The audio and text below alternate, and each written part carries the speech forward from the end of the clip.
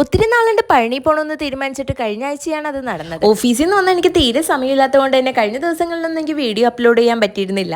അതൊക്കെ പോട്ടെ, ഞങ്ങൾ വെളുപ്പിന് 4 മണിയായപ്പോൾ വീട്ടിൽ നിന്ന് ഇറങ്ങി തൃശ്ശൂർ എത്തിയപ്പോഴേക്കും എല്ലാവർക്കും ചെറിയ തോതിൽ വിശക്കാനും ഉറക്കവും വന്നു തുടങ്ങിയപ്പോൾ ഒത്തിരി നേരം നോക്കിയിട്ടാണ് ഒരു കട തുറന്നിരിക്കുന്നത് കണ്ടത്. അവിടെ നിന്ന് ഒരു ചായയും കുടിച്ച് ഗോപാലപുരം കഴിഞ്ഞപ്പോൾ വിൻവില്ലൊക്കെ കണ്ടു തുടങ്ങിയപ്പോൾ തന്നെ എല്ലാവരും ഉഷാറായി. ഏകദേശം ഒരു 7:30 എപ്പോഴേക്കും പഴനി എത്തിയിട്ടോ.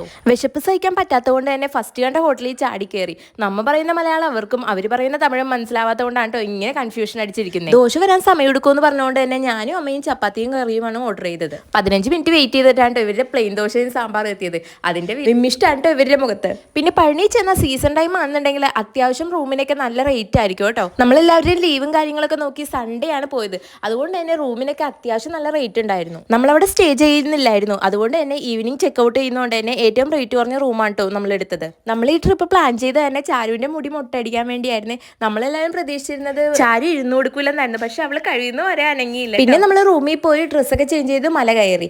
അത്യാവശ്യം നല്ല വെയിലുണ്ടായിരുന്നു കേട്ടോ. ഉച്ച സമയത്താണ് നമ്മൾ മല കയറിയത്. മലമുകളിൽ നിന്നുള്ള വ്യൂ ആണ് ഈ കാണുന്നത്. എന്ത് ഭംഗിയാണ്. 3 മണിക്കൂറോളം നീണ്ട ക്യൂ നിന്നിട്ടാണ് കേട്ടോ നമ്മള് മുരുകനെ കണ്ടത്. അത് കഴിഞ്ഞ് നമ്മൾ താഴെ എത്തി കുറച്ച് സാധനങ്ങളൊക്കെ മേടിച്ചിട്ട് അപ്പൊ തന്നെ അവിടെ നിന്ന് ചെക്കൗട്ട് ചെയ്ത് കേട്ടോ. വൈകുന്നേരം ഒരു 7 മണിയൊക്കെ ആയപ്പോഴേക്കും നമ്മൾ പൊള്ളാച്ചിയിലുള്ള ഒരു മലയാളീസിന്റെ കടയിൽ കയറി കേട്ടോ. ഇത്രയും ദിവസം നോയമ്പായതുകൊണ്ട് തന്നെ എല്ലാവരും നോൺ വെജ് ഫുഡാണ് ഓർഡർ ചെയ്തത്. അതൊക്കെ കഴിച്ചു കഴിഞ്ഞ് വീട്ടിൽ നമ്മൾ യാത്ര തുടങ്ങി. രാത്രി 11:30 ആയപ്പോഴേക്കും നമ്മൾ വീട്ടിലേക്ക് എത്തി കേട്ടോ. അപ്പൊ അത്രേ ഉള്ളൂ. Okay, by.